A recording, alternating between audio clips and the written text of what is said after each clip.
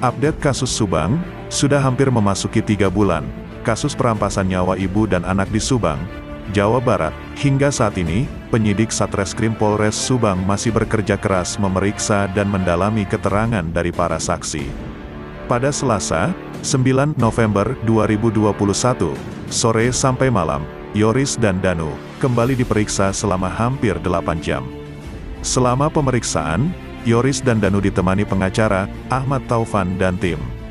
Setelah selesai, Yoris dan Danu serta tim kuasa hukum, keluar dari ruang penyidik Satreskrim Polres Subang. Yoris memakai kemeja krem dan kopiah, sementara Danu memakai kemeja biru. Alhamdulillah baik, ini Yoris dan Danu juga tidak terlalu banyak pernyataan saat pemeriksaan.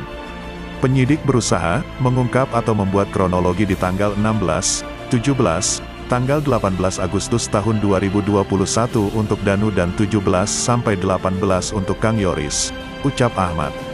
Yang diceritakan pada 16, 17, tanggal 18 Agustus tahun 2021 apa? Ya ini, apa yang dilakukan Kang Yoris sama Danu di tanggal 16, 17, dan 18. Jadi seputar aktivitas. Pertanyaan juga gak ada yang baru, hanya mengulas yang lalu-lalu, ungkapnya.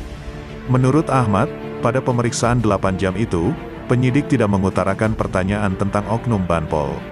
Untuk Banpol, di pertanyaan, pemeriksaan, tadi tidak ada ya. Tapi memang harapan kami Banpol ini diperiksa ya, karena Banpol ini kan temuan di tanggal 19, Kamis tanggal 19 Agustus tahun 2021, ucap Ahmad. Bukan hanya Banpol. Tadi Kang Yoris menambahkan keterangannya bahwa di tanggal 19 sore, bukan hanya Danu yang masuk TKP, tapi ada Pak Yosef dan Pak Mulyana. Mereka masuk ke TKP sekitar pukul 16 waktu Indonesia Barat, jelasnya. Menurut pernyataan Yoris, kata Ahmad Taufan, ketika Yosef Hidayah dan Mulyana memasuki TKP, disaksikan oleh Yoris. Waktu itu Yoris disuruh ambil mobil Yaris di garasi rumah TKP.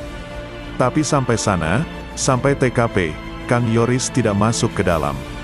Tapi yang masuk Pak Yosef dan Pak Mul. Apa tujuannya kami tidak tahu.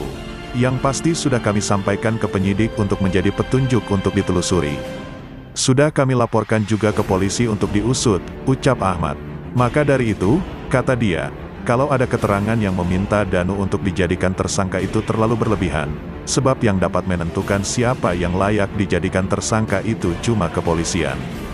Sedangkan pada tanggal 19 itu, kejadian Danu masuk ke dalam TKP itu murni dipanggil dan diminta oleh Banpol. Yang buka pintunya Banpol, yang punya kuncinya Banpol, ungkapnya. Lantas apakah ini, Banpol perlu diperiksa? Menurut kami seyogyanya diperiksa, karena Banpol ini kan bantuan polisi yang pasti seknya atau surat tugasnya ada dari kepolisian, ujar Ahmad Taufan. Dari keterangan Yoris yang mengatakan jika ada sesuatu yang dibawa oleh Yosef dari TKP, pada Kamis tanggal 19 Agustus tahun 2021 lalu, kata dia, harus diselidiki oleh penyidik. Saya harap stigma-stigma oleh pihak-pihak jangan menyudutkan, langsung meminta untuk klien kami jadi tersangka, itu gak baik. Barang yang diambil tadi sudah kami sampaikan ke penyidik untuk ditindaklanjuti, ucapnya. Sementara, Yoris sebagai putra sulung pasangan dari almarhumah Tuti Suhartini dan Yosef Hidayah berkata, dirinya sangat berharap kasus pembunuhan ibu dan adiknya pada Rabu tanggal 18 Agustus tahun 2021 itu segera terungkap. Saya hanya berharap pelakunya segera tertangkap, ucap Yoris.